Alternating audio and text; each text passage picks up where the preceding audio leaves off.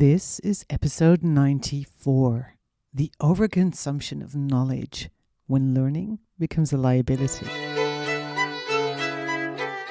Hello, smart humans. This is Elsa Kramer, your host and go-to coach for the fast-brained.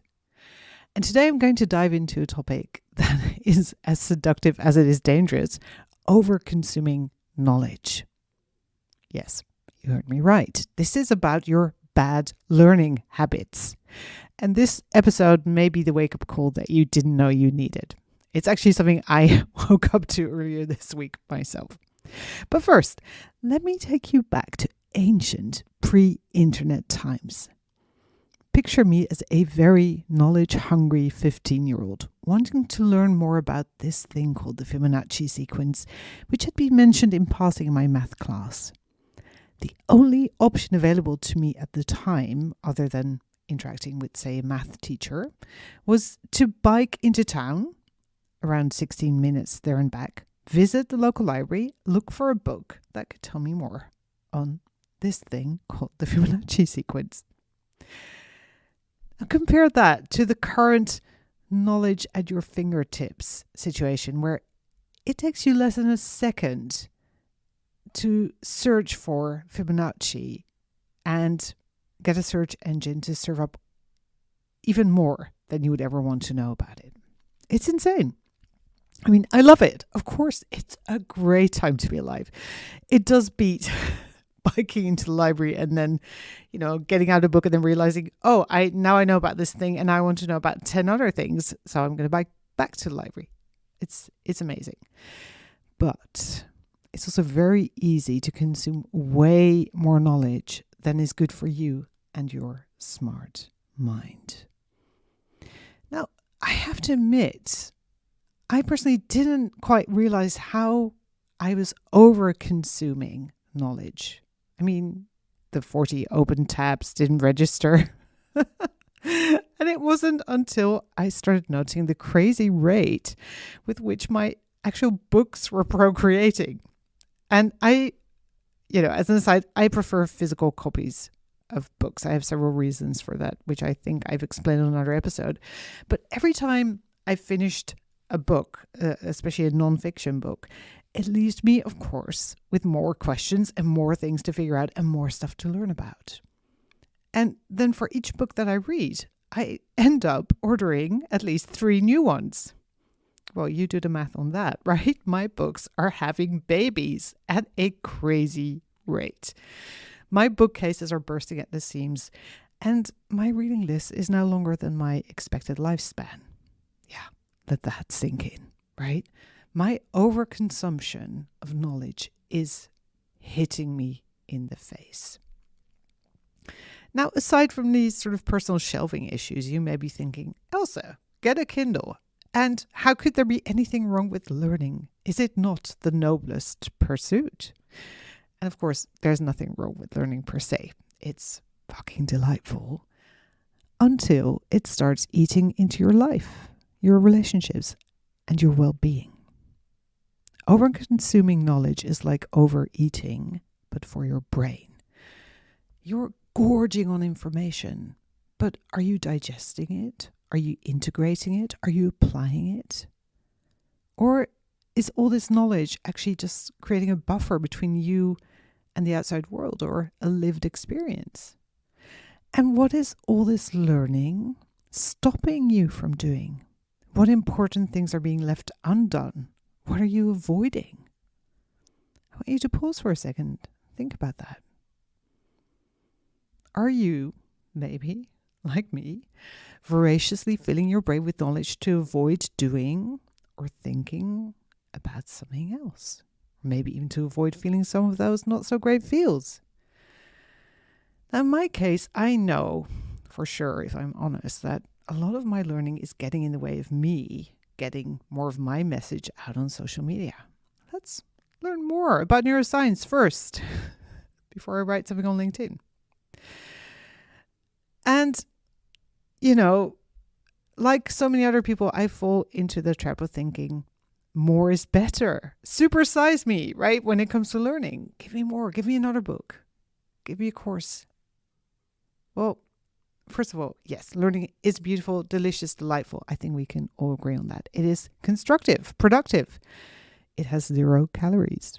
No one gets hurt when we learn new things, at least assuming we're not going to use the knowledge to blow stuff up, right?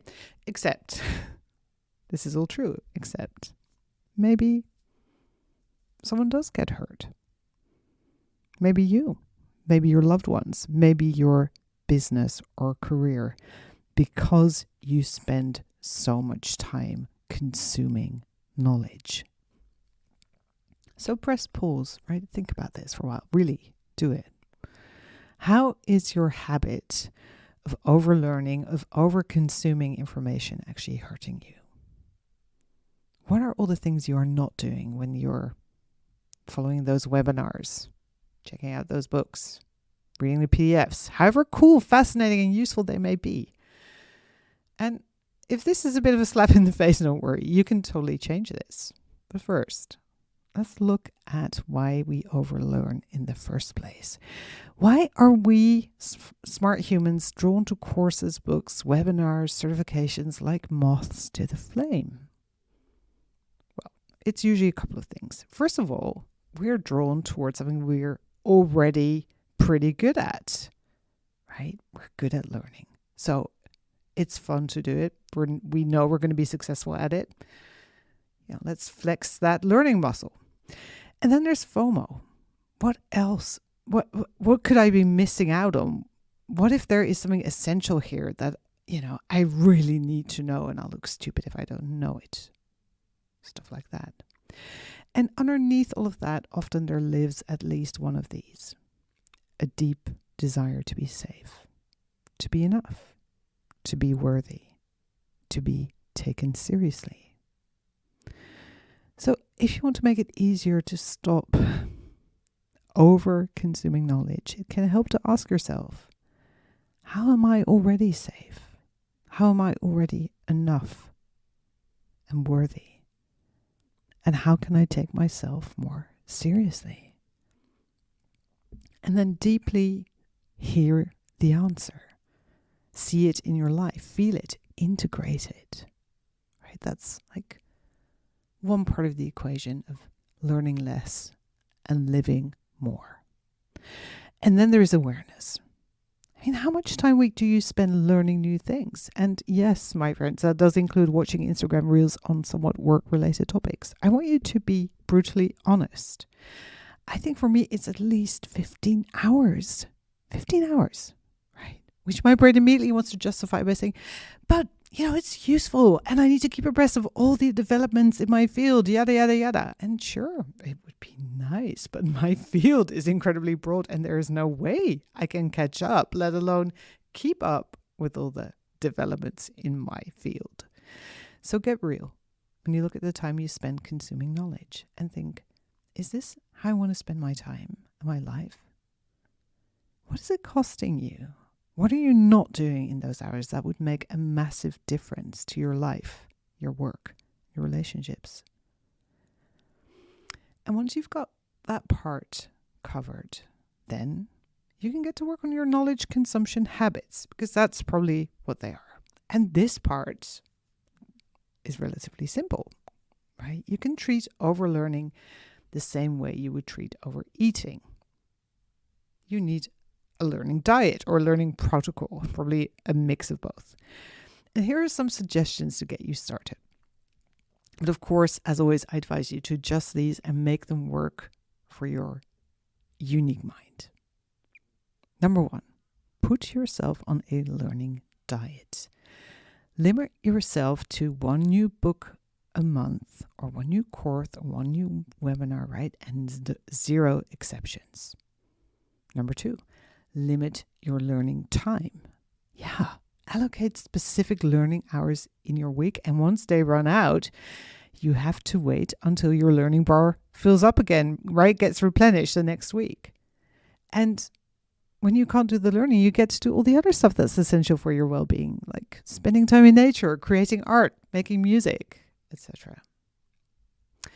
Number 3, apply the 50-50 rule ruthlessly. For every hour you spend learning something new, you have to spend an hour applying it, integrating it, using it to create something. Number 4, and this is actually a super useful one, the emergency intervention protocol. This is for all my ADHD friends. I see you. If you know you're going to have a hard time saying no to a shiny new course, encyclopedia, or unmissable in your field bestseller, then you want to set up an emergency intervention protocol ahead of time. Find a fast-brained friend and make a pact with them. And whenever you feel compelled to binge on learning, on new knowledge, call them up instead. And they then get to talk you down from handing over your credit card details and pressing that buy now button on yet another certification. And last but not least, ask yourself this great question. What is the one thing that, if I would start doing it now, instead of reading that book, would make my life and work at least 20% easier? Spend your time thinking about that question. Answer it. Then go do that thing. Have an amazing week with or without books. If this episode resonated with you, I'd love to hear your thoughts. Drop a comment, share it with someone who needs to hear this, and don't forget to subscribe for more episodes that help you manage that brilliant mind of yours.